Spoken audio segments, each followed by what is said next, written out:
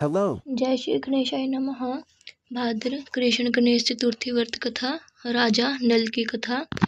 पार्वती जी ने गणेश जी से पूछा, हे पुत्र, भादो माह की कृष्ण चतुर्थी व्रत का, जिसको संकटनाशक चतुर्थी कहा गया है, किस तरह किया जाता है, मुझे कहिए।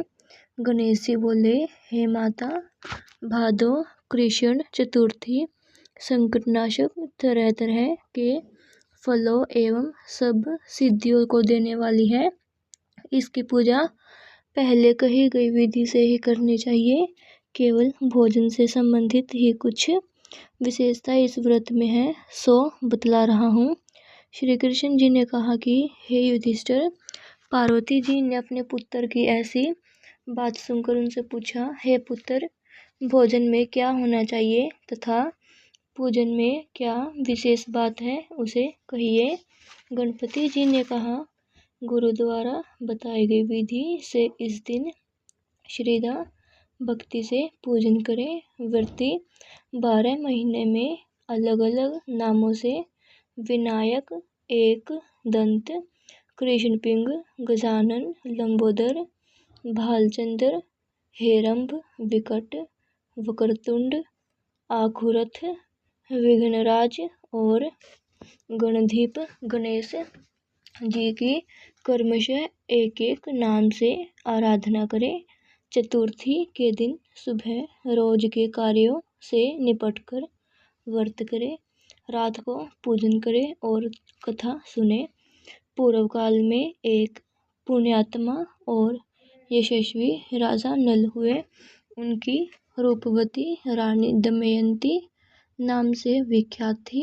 राजा नल को एक बार शापग्रस्त होकर राज्य छोड़ना पड़ा और अपनी रानी से अलग रहने में दुख उठाना पड़ा। तब रानी ने इस उत्तम व्रत को किया। पार्वती जी ने गणेश जी से पूछा, हे पुत्र, दमयंती ने किस तरीके से इस व्रत को किया और किस प्रकार व्रत के असर से 3 महीने के भीतर ही उन्हें अपने पति से मिलन का अवसर मिला। इन सब बातों को आप बतलाइए। कृष्ण जी ने कहा, हे युधिष्ठिर, पार्वती जी के ऐसा पूछने पर गणपति जी ने जो उत्तर दिया उसे कह रहा हूँ, सुनिए। श्री गणपति जी कहते हैं कि हे माता, राजा नल को बड़ी बड़ी विपत्तियों को झेलना पड़ा। हाथी खाने से हाथियों की और घुड़साल से घोड़ों की चोरी हो गई। डाकुओं द्वारा राजा का खजाना लूट लिया गया। अग्नि की लपटों से उनका माल भस्म हो गया।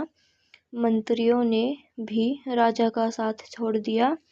राजा जुए में सब कुछ हार गए। राजधानी में भी जुए में हाथ से चली गई। सब ओर से निराश होकर राजा नल वन में चले गए।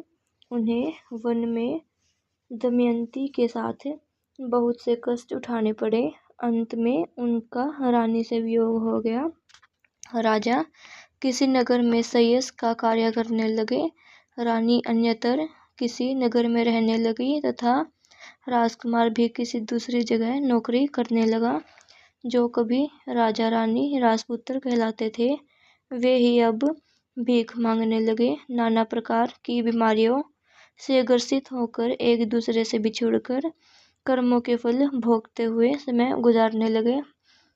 एक बार की बात है कि वन में इधर उधर भटकते हुए दमयंती ने सरभंग ऋषि के दर्शन किए। उसने उनके चरणों में मस्तक झुकाकर और हाथ जोड़कर कहा, हे ऋषिराज, मेरे पति मुझे कब मिलेंगे? किस प्रकार मुझे हाथी घोड़ों से युक्त घनी आबादी वाली नगरी मिलेगी? मेरा भाग्य कब पलटेगा? हे मुनि श्रेष्ठ, आप निश्चित तौर से बताइए। श्री गणेश जी कहते हैं कि हे दमयंती का प्रश्न यह सुनकर सरभंग ऋषि ने कहा, हे दमयंती, मैं तुम्हारे भले की बात बता रहा हूँ, इसे सुनो। इससे दारुण दुख का नाश होता है और यह समस्त प्रकार की इच्छाओं को पूरा करने वाला एवं अच्छे फल को देने वाला है। भादव मास की कृष्ण चतुर्थी संकटनाशिनी कही गई है। इस दिन स्त्री पुरुषों को एक दंत भगवान गणपति जी की आराधना करनी चाहिए। विधि पूर्वक इस व्रत एवं पूजन को करने से ही हे रानी तुम्हारी समस्त मनोकामनाएं पूर्ण होंगी। 7 माह के भीतर ही तुम्हारे पति तुम्हें मिल जाएंगे। यह बात मैं पूर्ण निश्चय के साथ कहता हूँ। गणपति जी कहते हैं कि सरभंग ऋषि के इन वचनों को सुनकर दमयंती ने भादो माह की संकटनाशिनी चतुर्थी व्रत शुरू किया और उसी समय से प्रति माह गणेश जी का पूजन करने लगी। 7 माह के भीतर ही हे राजन इस श्रेष्ठ व्रत को करने से उसे पहले की तरह पति पुत्र राज्य और सब प्रकार के वैभव आदि की प्राप्ति हो गई। श्री कृष्ण जी कहते हैं, हे पांडुपुत्र युधिष्ठिर, इस व्रत को इसी प्रकार करने से आपको राज्य की प्राप्ति होगी तथा आपके समस्त शत्रुओं का नाश होगा, ऐसा निश्चय है। हे राजन, इस तरह मैंने सर्वोत्तम व्रत को बताया है। यह समस्त संकटों का निवारण करेगा तथा तुम्हारे भाग्य की उन्नति करेगा। जय श्री गणेशाय नमः।